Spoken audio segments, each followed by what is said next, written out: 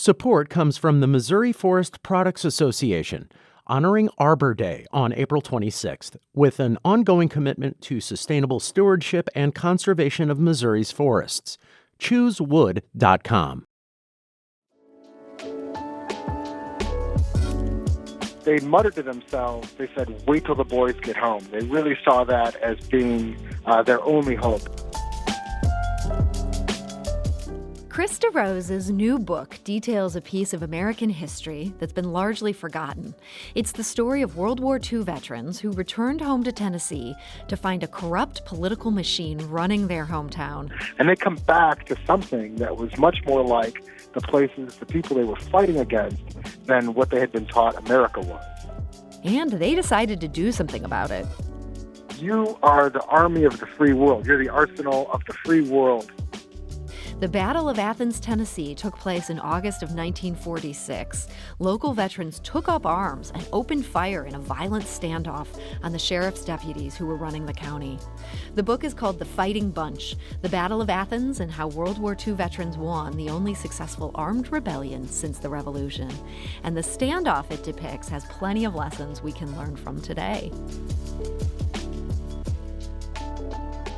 And before we move on, I want to remind you that the biggest source of St. Louis Public Radio's funding comes from listeners like you. Because you value what you hear on St. Louis on the Air, donate today. Go to stlpr.org/donate. That's stlpr.org/donate.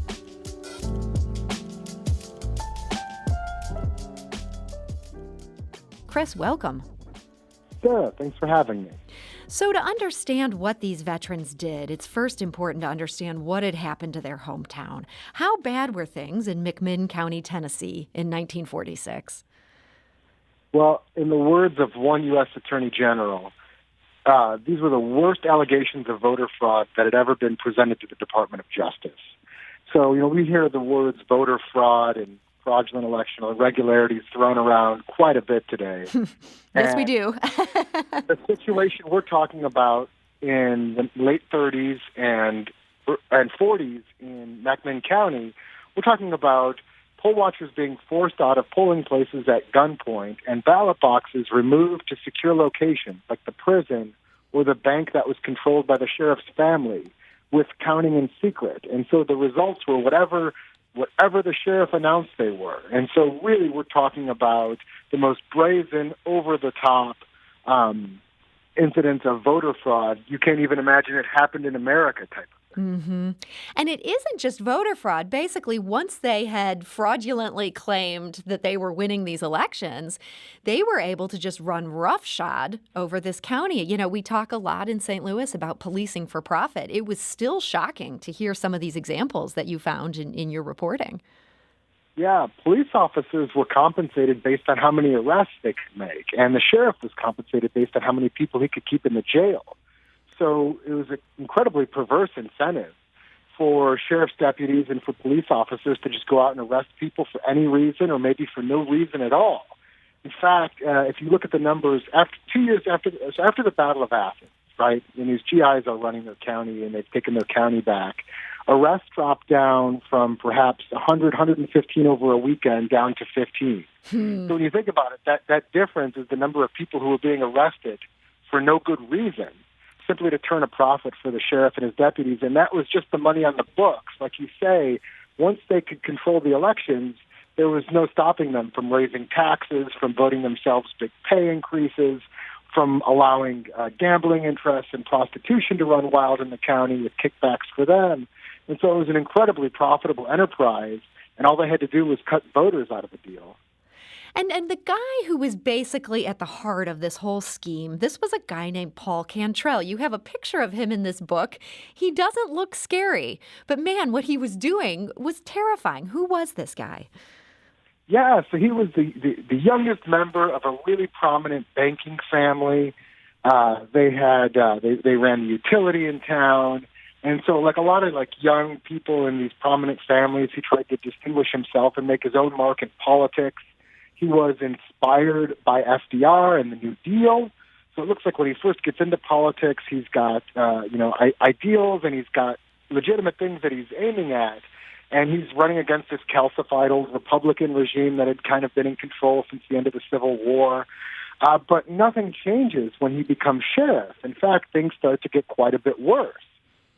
So he really takes this corruption, low-level corruption that had been thrumming along in this county, and he really escalated.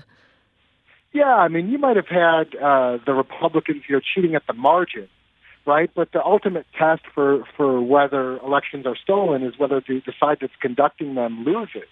And in 1936, the Republicans lost the sheriff's race to Paul Cantrell. So even if they were, playing around at the margins, they were still able to be defeated if enough people showed up and voted and made sure that their votes were cast.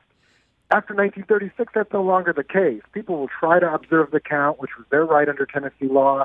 They're forced out at gunpoint, or they're assaulted, and the ballot boxes are moved to these secure locations and counted in secret. And I got the sense that things really escalated when the young men of the town were away at war. This was a county that sent a lot of soldiers off to World War II. Do you think that allowed Cantrell and his men to run even more amok? I think that's a huge part of it. So Tennessee prides itself on being the volunteer state, right, on sending its young men and women off to serve in the armed services. And McMinn County calls itself the volunteer county of the volunteer state. And so if you think about it, it's a county of 30,000 people, and that includes everyone, children, the elderly, people who are disabled. So, and they still managed to send 3,500 of their young men off to war. It's a huge percentage, like over 10% of the entire county goes and leaves and goes off into the Pacific or off to Europe. And I think, of course, having these young men of fighting age really makes it easier for you to pick on their grandparents, on their younger siblings, on their mom and their dad. And in fact, during these war years, when the corruption just gets completely out of control, people just give up on voting, and the election fraud just goes way over the top. They muttered to themselves, they said, wait till the boys get home. They really saw that as being their only hope, that these young men would come back from war and that they'd be able to stand up to these guys. And these young men ended up doing just that. It's so remarkable. This is called The Fighting Bunch. I'm talking here with author Chris DeRose. And you don't just tell the story of the corruption in this county. You also tell the story of these young men who were sent off to war, and you tell the story of what happened to them in war. In some cases, these are some harrowing stories. I thought it was an interesting choice that you decided to include just these vivid tales from their time away from home overseas. What made you decide to go so in-depth on that? Yeah, I think you can't understand that fateful step they took outside the jail, right? To march on the jail with guns, to risk their lives, to risk their freedom, and demand those ballot boxes from the sheriff.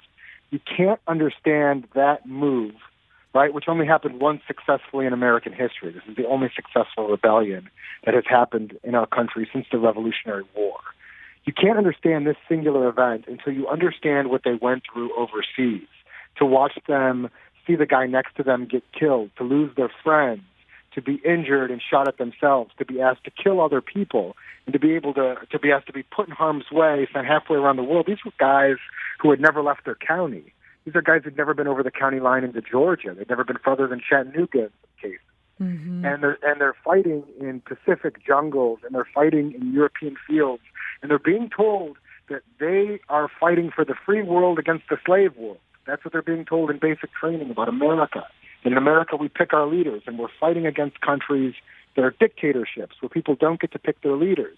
And if you don't understand that these men went off and risked their lives for that proposition and came home to a democracy that did not exist, then you can't understand what they did that night in the jail. You need that context. You know, it was fascinating. This is a bit of a digression, but maybe not. Where you mentioned in this book that the first time some of them had ever felt full after having a good meal was after enlisting. These guys grew up very poor. Yeah, 2020 has been a really hard year, right? There's no question about it. My wife spent most of 2020 pregnant and working in a hospital. It's just been a hard and stressful year for a lot of us. But in 1941, with Pearl Harbor, when the country goes to war, these guys had been sitting at home for a decade, right? We're over 10 years into a global depression. Mm-hmm. And these young men actually had to enlist to go fight off in a war until they had enough food to achieve satiety. So, yeah, Bill White is in the Marine Corps. said I'd never been full before I joined the Marines. I mean, these were desperately poor. I mean, really, you want to talk about earning the nickname the greatest generation, these guys did it. They lived through a depression and went off and fought successfully in World War II, and and came back. And it was really, really an incredible story. Our grandparents, and our parents' generation, just really remarkable people who suffered incredible deprivation and really provided a great example for us today, an inspiring example of collected sacrifice, looking out for your neighbors, of sticking together, of, being able to put your own needs second, right? These guys had plans for their lives, educational plans, occupational plans, plans to get married and have children, and they set those aside and risked their lives for the freedom of the world. And so I think it's an incredible inspiration. We really need the lessons from the greatest generation now more than ever. Mm-hmm. And they, these guys, again, as you say, some of them had never been past Chattanooga, small town guys. They end up in the military. And in addition to all the horrors that they saw, you discussed the fact they were also shown these Frank Capra films that helped them sort of understand the bigger picture, what American democracy was like. It seems like those civic lessons, that must have had a big impact on how they thought about what they'd witnessed in their hometown. Yeah, I think without a doubt. It's interesting, Frank Capra was an immigrant. He was an incredibly popular filmmaker, very patriotic. As soon as World War II hit, he says, I don't care about that. I want to serve my country. And George Marshall, the chief of staff of the Army, tells him, well, here's really how you can serve. You're a hit director. We need you to put together a movie that explains to these young men, most of whom hadn't even graduated high school. Mm-hmm. What you have to explain geopolitics to these people. Why are we fighting the Nazis? Why are we fighting Japan? Why are young men from these small towns going to places they've never heard of and risking their lives? And so these Frank Capra films and other training materials that these young men understood, this really gets impressed upon them. You are the army of the free world. You're the arsenal of the free world, and you're taking on the slave world where people don't get to pick their leaders and they don't have the same rights that you enjoy at home in America. And they come back to something that was much more like the people they were fighting against than what they had been taught America was. And so when they come home and they see this all firsthand, they realize how bad things have gotten. They really tried to work within this system. They put together this GI ticket. Tell us about this. Yeah, this is really remarkable. We think about in such a highly polarized political environment. Try to imagine setting aside your differences as Republicans, Democrats, unaffiliated, and working together. These GIs set aside their partisan differences and formed an all-veterans ticket with the proposition that they were going to return free elections to the county, clean up corruption, and get rid of the machine that had been dominating their hometown for the past decade. And so they nominate 5 veterans, 4 from World War II, 1 from World War I, 3 Democrats, 2 Republicans, everybody running together on this reform platform. This is what had been impressed upon them, right? You live in a democracy. Americans can pick their leaders. This is what you were fighting for. Now you're back home. Okay, that's fine. We're going to drive these guys out through the process of an election. And so they formed this ticket that's open to all men and women. This is East Tennessee in 1946, but it's also integrated, right? People of all colors are welcome to participate in the GI ticket. And it's a really inclusive political movement to try to restore free elections to their hometown. And so it is really inspiring. Some of them, particularly the ones who were the most hard-bitten veterans from World War II, said there's no way these guys are just going to lose to us and walk away. That's not happening. And they called it. This election day, in some ways, this election day went really well for the GIs. They were able to get their guys to come out, sometimes at great peril. People were out there trying to cast their ballots, but things go south. Tell us a bit about, I don't want to give away everything in this book, but man, this election day gets crazy. Yeah, so on any given election day, the machine would have 16 sheriff's deputies or so, maybe twice that number who'd be special deputies for election day. They could count on the municipal police forces in the county. They could count on the sheriff's department from neighboring counties. Because they were part of a statewide political machine, they could count on the state police, even the National Guard if they needed it. But that had never become necessary. And so these GIs figure, we can handle 30, 40 guys with guns. That's not a problem. the sheriff anticipates this and brings in over 250 men under arms on Election Day. So McMinn County is an occupied county on Election Day, 1946. And, the GIs have been trained in all the rules and laws regarding poll watching. They're getting beaten up, arrested, thrown in jail from before the point that the polls even opened, right? They're asking to see the ballot boxes to make sure they're empty before the voting starts, thrown in jail. And so this goes on throughout the day. Really, things come to a head in the late afternoon. An African-American voter by the name of Tom Gillespie. Now, once again, it's not what you'd expect in East Tennessee, 1946, but this county had long since accepted the idea that black people should be able to vote. So this had never been a problem for Tom Gillespie. Before this, he shows up on Election Day trying to vote for the GI ticket, and he's assaulted with brass knuckles. This is a 60-year-old man, assaulted with brass knuckles and shot by a sheriff's deputy and nearly killed. And the violence really spirals out of control from there. And so much of this violence, again, not to give too much away, but basically the machine doesn't want them to be able to count these votes. They have people who've cast ballots, and the machine wants to be able to do the counting without them watching. That's sort of the heart of it. Exactly right. Because if they control the count, then they can just decide, they can just announce the vote totals. It doesn't matter what happens throughout the day, how many people show up or don't show up. In fact, a lot of the violence and that they used over the years almost seems gratuitous, because no matter what, at the end of the day, they would take these ballot boxes in secret and then just announce the total. And so this is what they do once again. They managed to get the ballot boxes, 2 ballot boxes into the jail, 1 into the courthouse, 1 into the bank building. It's controlled by the sheriff's family. And it looks like what has happened every year is happening all over again. They're going to count the votes in secret. They're going to announce the results.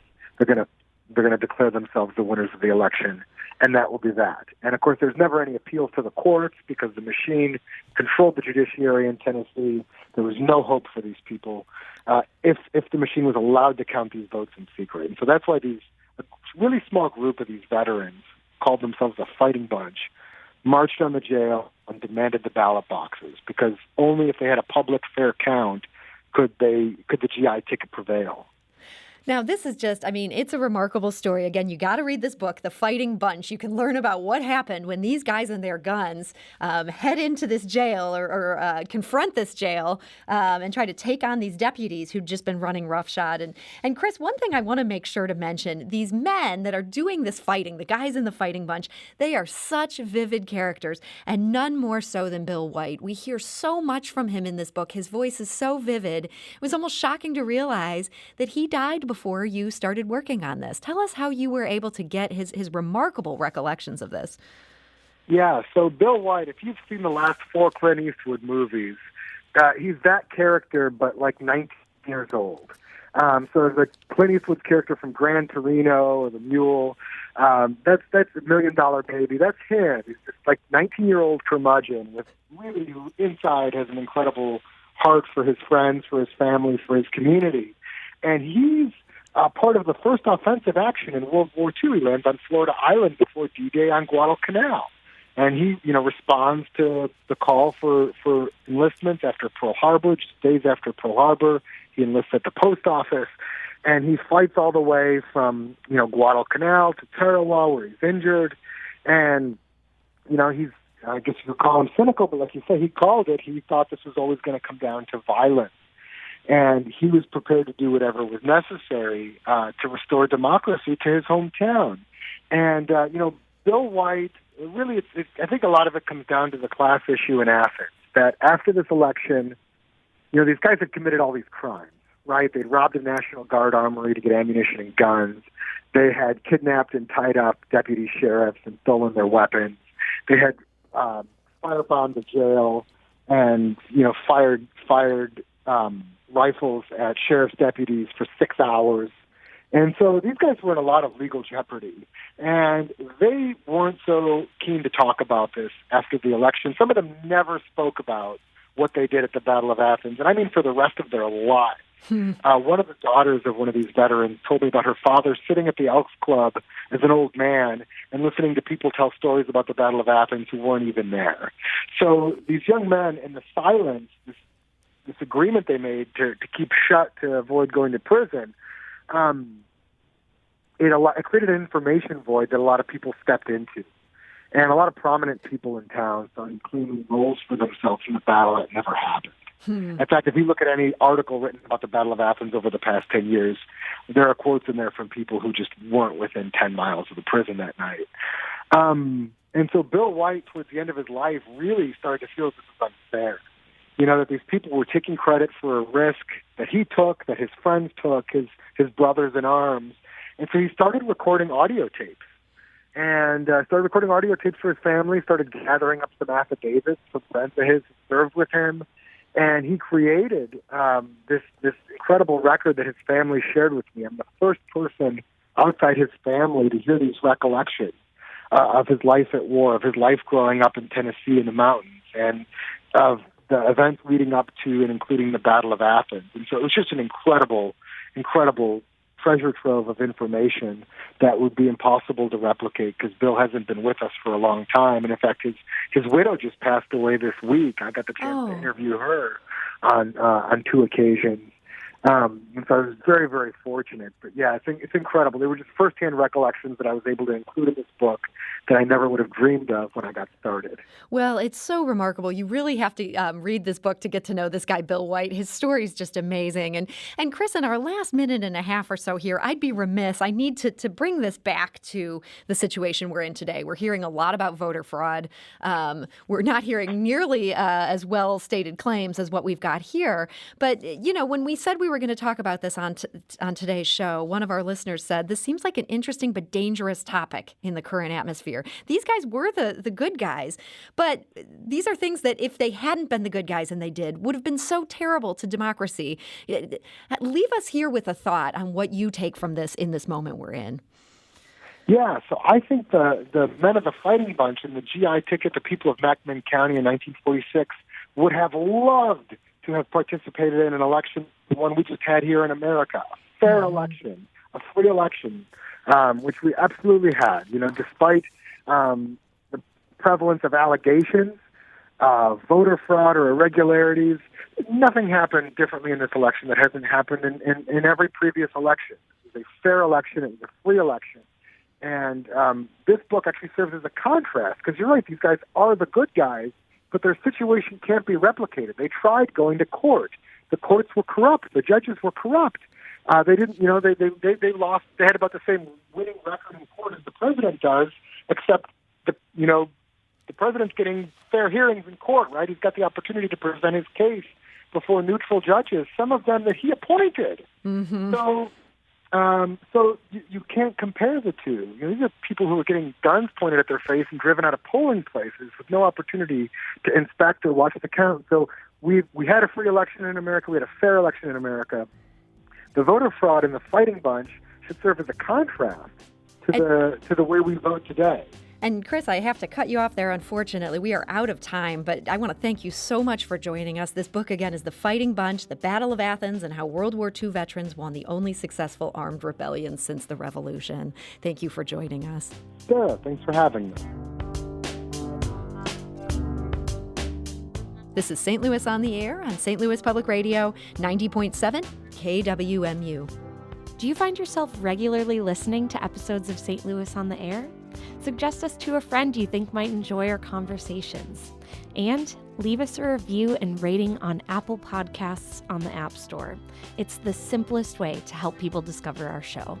Thanks.